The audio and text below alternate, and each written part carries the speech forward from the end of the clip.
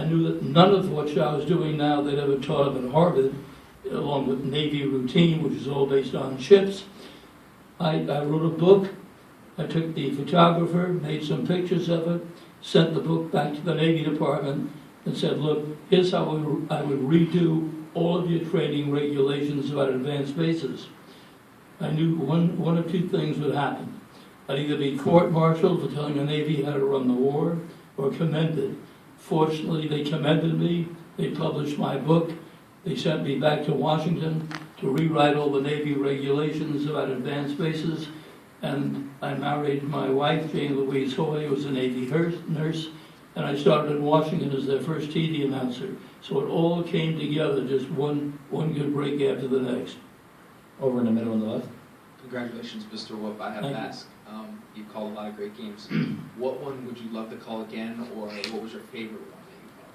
For that game or other games? For any game that you called personally. Well, for one thing, I've always been sort of an emotional person, and I love games in which emotion is at stake. And I think I was one of the first announcers who combined a little entertainment, a little humor, and certainly a lot of emotion with my calls of the game. That seemed to be the right thing to do. Most of the early reporters were doing balls and strikes and so forth, but I tried to be a little different. And the different paid off, and it still pays off. If you're different, you can stand out and get a lot more chances. Pete? Bob, congratulations. Thank you. I'm sitting over on your left. You're right.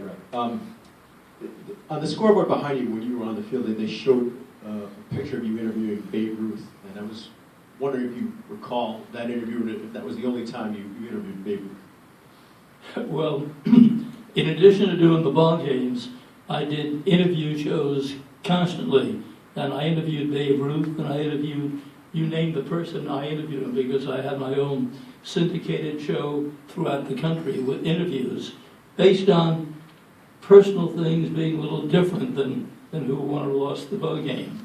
The Babe, of course, was a jovial guy.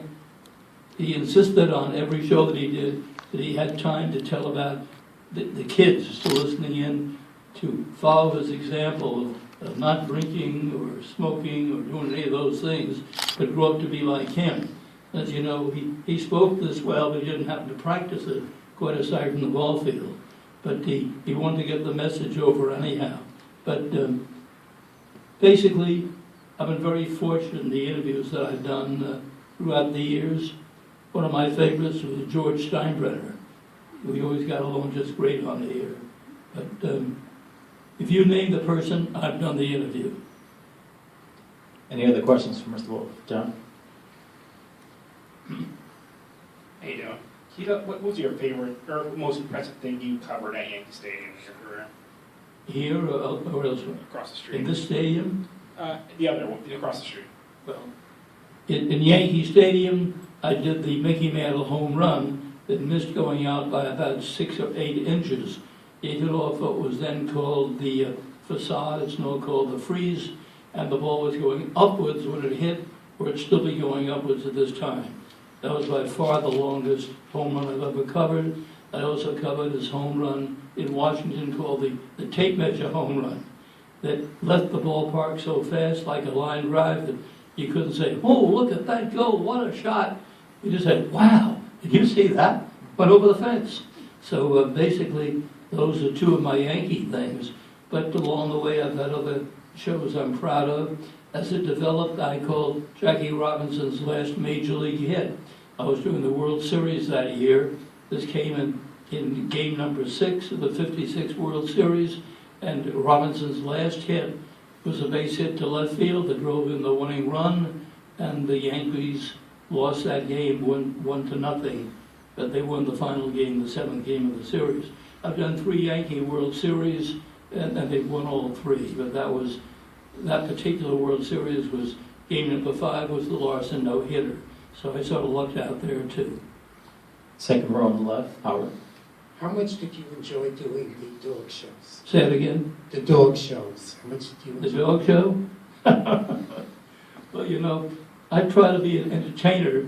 As I said, I didn't sing down at Duke University and sang when I was out with the war bond show and stuff like that. But I couldn't work it in until I finally did the dog show for 32 years.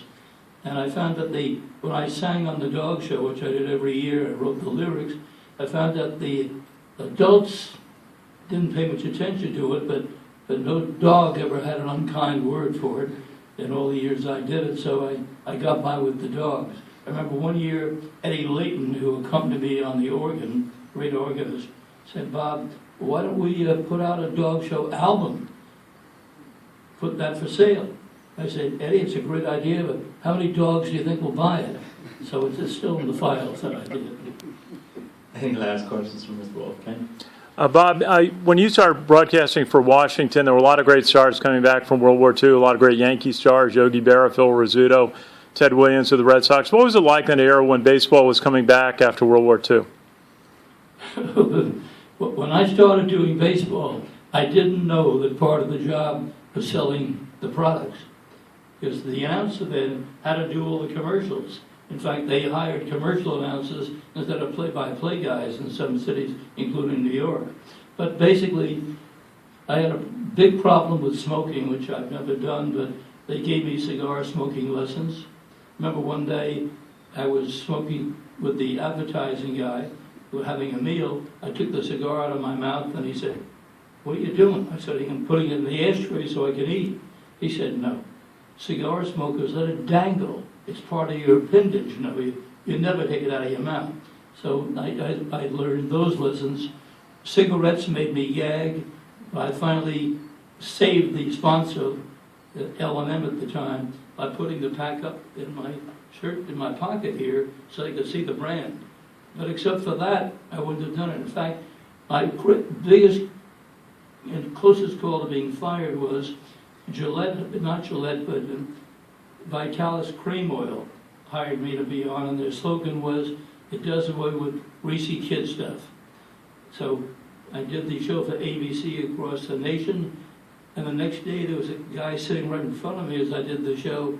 He said, "It looks like you've abdicated to the enemy. Looks like your hair has greasy kid stuff on it." My hair was black then and very wavy.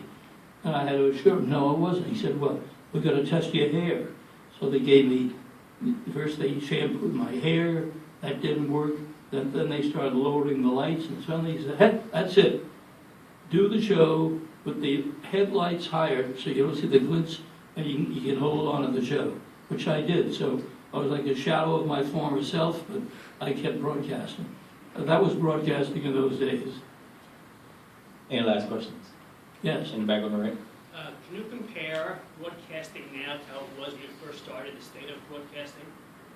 One last question again. Can you compare the state of broadcasting now to the way it was when you started? You mean it's good or bad? All the differences, how it's the same or different. When I started doing broadcasters, when I did the bowl games, I did the Rose Bowl, the Sugar Bowl, there were four main broadcasters with the four networks. I was first the mutual broadcaster doing those games. Then I did all the big games, the bowl games for NBC or CBS. There were four of us. There may be about 50 or others who were broadcasters in the running. Now, with the explosion of sports, that's become the major thing on all the networks. So if you're a broadcaster somewhere, you can get a job. They're all over the place. But one thing has been changed. Back in the early days of broadcasting, you're supposed to just give the game, not opinions. Now, as you know, everybody doing sport talk radio, they give opinions and don't worry about any play-by-play. So it's mushroomed into a much bigger business than it was. But one thing that's the common all the time, nobody ever called me after a broadcast to say, "You didn't make any mistakes." But you make one error, that's all they want to hear about, write about, and talk about.